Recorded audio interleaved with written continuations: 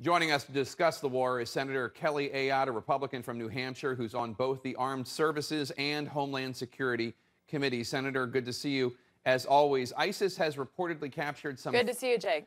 ISIS has reportedly captured some 350 villages in the last 2 weeks alone, and we now have pictures of the group seemingly at the edge of the Syrian town of Kobani, right near the Turkish border. Why do you think the coalition airstrikes have had such a limited effect so far? Well, Jake, I think that you have a situation, if you look at Kobani, we had a positive development this afternoon with the Turkish parliament voting to send Turkish troops into Syria. And I would argue that where Kobani is located on the Turkish border, the Turks really need to send individuals in right away, their troops, because we're facing a huge humanitarian disaster. I think one of the challenges is having partners on the ground that you can rely on. From the beginning, airstrikes can only do so much. And so there's a partner that we can have now with the Turkish government approving sending in their troops just this afternoon, as I understand it.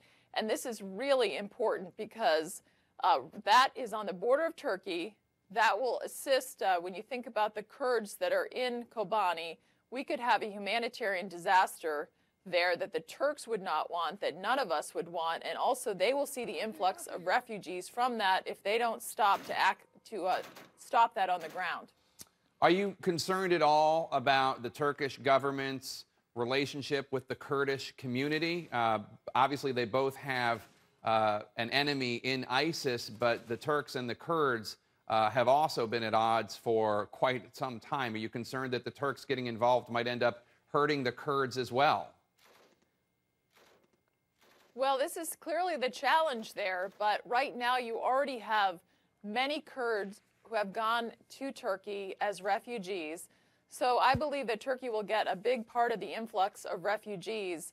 And you've got a position where the Turks are in the best position to ensure that Kobani does not fall to ISIS right near its border. And I think that, yes, we have challenges that are underlying it with the relationship between the Turks and the Kurds. But if the Turks do not step up here, I think that will make that relationship even more difficult because you will see Kurds get slaughtered there. We've already seen the beheadings, which have been horrific, including, as I understand it, some women who have been beheaded by ISIS in Kobani. You've been pushing the U.S. Treasury Department to cut off funding to ISIS. You wrote to them last week. Have you heard back? Is the U.S. doing enough to cut off funding to ISIS? So I've not heard back yet. The U.S. is taking steps. I think we need to do more. I will also add that I believe that the Turks need to do more because the reports have been that oil has been going, oil revenue, ICE has been obtaining through transporting it through Turkey. So I think the Turks need to step up also and ensure that they're not allowing the ISIS to get funds. And so this has to be more than the United States here. We need to do more, but countries like Turkey do as well. Senator Kelly Ayotte, thank you so much. Appreciate it. Thanks, Jake.